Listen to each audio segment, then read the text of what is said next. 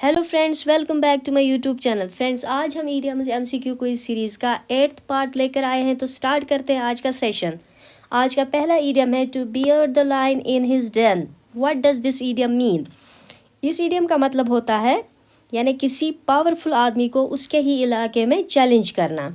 And option A is to praise authority blindly, यानी अंधभक्त होना, हुकूमत की तारीफ करना बिना सोचे समझे, चाहे वो सही काम करे या गलत काम करे। Option B is to confront a powerful person on his own ground, यानी किसी ताकतवर शख्स को उसके ही टेरिटरी में, उसके ही इलाके में उसको चैलेंज करना। And option C is to escape from danger, यानी खतरे से भाग जाना। And option D is to negotiate peacefully, यानी शांति से बातचीत करना। So the right answer is option B, to beard the lion in his den means to confront a powerful person on his own ground. अब इस idiom को sentence में use करेंगे। The lawyer bearded the lion. The lawyer bearded the lion in his den by questioning the judge's order. By questioning the judge's order. इसका मतलब होता है यानी लॉयर ने, वकील ने जज के ऑर्डर पर उसी कोर्ट में सवाल उठाया। या दूसरा एग्जाम्पल यहाँ पर ले सकते हैं हम।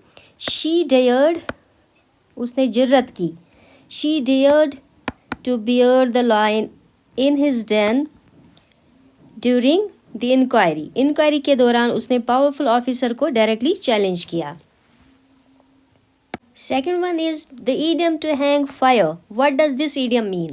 इसका मतलब होता है किसी फैसले या काम को लटका कर रखना, यानी जानबूझकर डिले करना। Option A is to delay taking action, यानी काम को पोस्टपोन करना, टालते रहना। Option B is to act immediately, यानी तुरंत काम करना, फ़ौरन काम करना। Option C is to cancel a plan, यानी प्लान को रद्द करना, इरादा बदलना। And option D is to protest angrily, यानी गुस्से में विरोध करना, मुखालफत करना। So the option A is right. To hang fire means to delay taking action. अब सेंटेंस में यूज़ करेंगे don't hang fire when justice is needed, यानी जब जस्टिस चाहिए हो तब डिले मत करो। या दूसरा एग्जाम्पल ले सकते हैं हम। The government is hanging the fire on the bill, यानी गवर्नमेंट बिल पर डिसीजन डिले कर रही है। Third idiom is to have an axe to grind. To have an axe to grind का मतलब होता है किसी पर्सनल फायदे के लिए कोई मुद्दा उठाना। Option A is to work honestly, यानी ईमानदारी से काम करना। Option B is to have a selfish और हिडन मोटिव, यानी छुपा हुआ स्वार्थ होना, यानी अपना पर्सनल एजेंडा होना। Option C is to seek justice, यानी इंसाफ मांगना। And option D is to settle disputes, यानी झगड़ा सुलझाना। So option B is right. To have an axe to grind का मतलब होता है टू हैव अ सेल्फिश और hidden motive.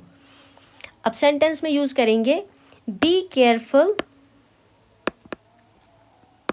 He has an axe to grind. He has an axe to grind मतलब सावधान रहो, होशियार रहो, उसका पर्सनल इंटरेस्ट है। या दूसरा यहाँ पर एग्जाम्पल लेंगे हम।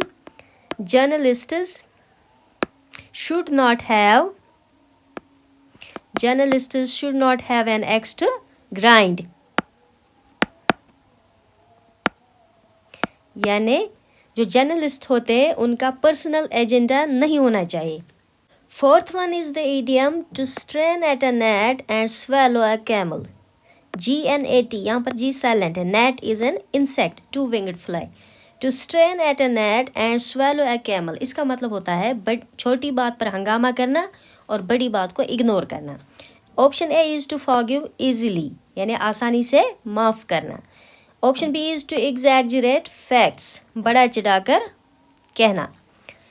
Option C is to act wisely, समझदारी से काम लेना। And option D is to focus on minor issues and ignore major ones, यानी छोटी बात पर हंगामा करना और बड़ी गलती को इग्नोर करना। So this option is the right one. To strain at a gnat and swallow a camel means to focus on minor issues and ignore major ones. अब इस idiom को sentence में use करेंगे. Don't strain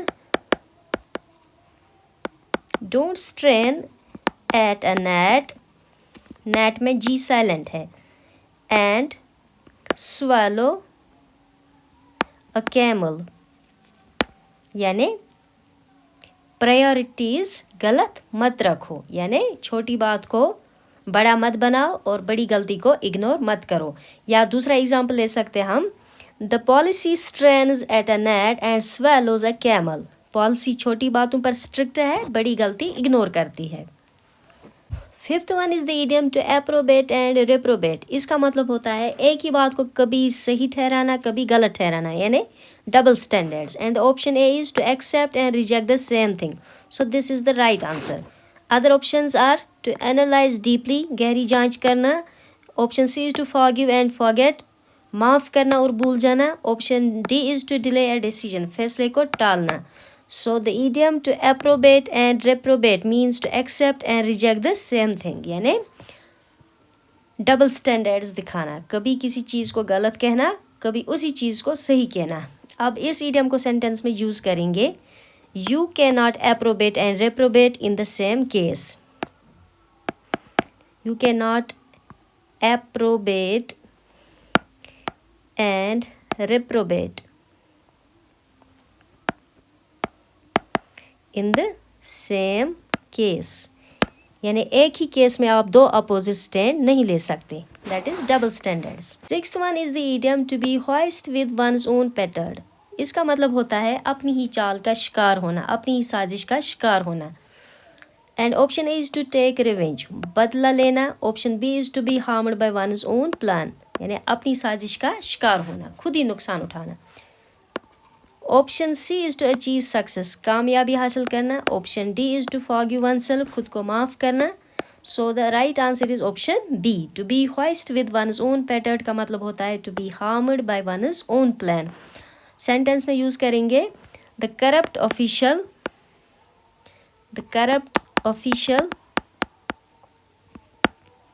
was hoist with his own petard, यानी corrupt officer अपनी ही चाल में फंस गया.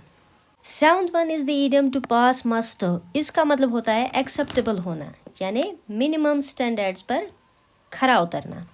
Option A is to be found satisfactory, यानी काबिल या ठीक पाया जाना. Option B is to be highly praised, बहुत तारीफ. Option C is to escape inspection, जांच से बचना. Option D is to fail badly, यानी बुरी तरह नाकाम होना. So the right explanation is option A. To pass muster means to be found satisfactory. Example. The answer barely passed the muster. The answer barely passed muster, यानी answer मुश्किल से acceptable था. या दूसरा example. His explanation did not pass muster. Did not pass muster, यानी उसकी explanation acceptable नहीं थी. Eighth one is the idiom to take silk. ये idiom एक्चुअली ब्रिटेन में यूज़ होता है. It's a British legal idiom. इसका मतलब होता है सीनियर एडवोकेट बनना, यानी क्वींस काउंसिल. यहाँ पर ऑप्शंस है. Option A is to join textile business, यानी टेक्सटाइल यानी कपड़े का बिजनेस ज्वाइन करना. Option B is to accept bribe, यानी रिश्वत लेना. Option C is to become a senior advocate, यानी सीनियर वकील बनना. And option D is to retire from law, यानी कानून से रिटायरमेंट लेना. So the right answer is option C. To take silk means to become a senior advocate.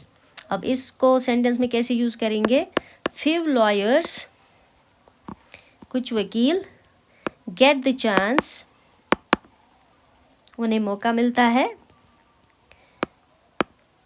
To take silk,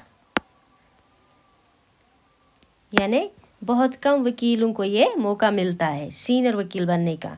या दूसरा example. He hopes to take silk next year, वो अगले साल senior advocate बनना चाहता है. Ninth one is the idiom to truckle to. To truckle to का मतलब होता है किसी के सामने झुक जाना, डर की वजह से या लालच की वजह से. And option A to submit weakly to someone is the right explanation. Option B is to negotiate firmly, मजबूती के साथ बातचीत करना. Option C is to oppose openly, सख्त मुखालफत करना, खुलेआम मुखालफत करना. And option D is to cooperate equally, यानी बराबरी से काम करना. So right answer is option A. To truckle to means to submit weakly to someone. अब सेंटेंस में यूज़ करेंगे ही ट्रकल्ड. ही ट्रकल्ड, वो झुक गया. To political influence, he truckled to political influence, यानी वो पॉलिटिकल प्रेशर के आगे झुक गया. या दूसरा example, official should not truckle to pressure. Officials यानी अफसर लोग जो होते हैं उनको प्रेशर के आगे झुकना नहीं चाहिए.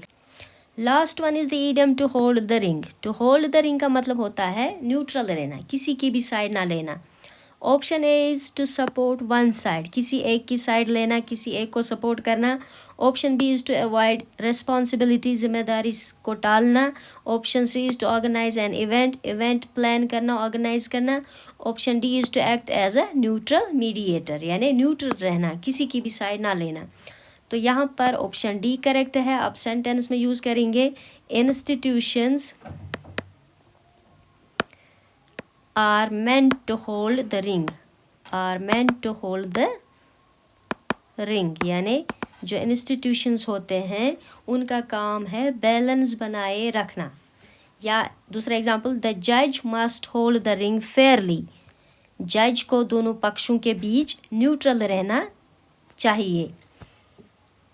So this was all from today's session. Thank you for watching. Have a nice day.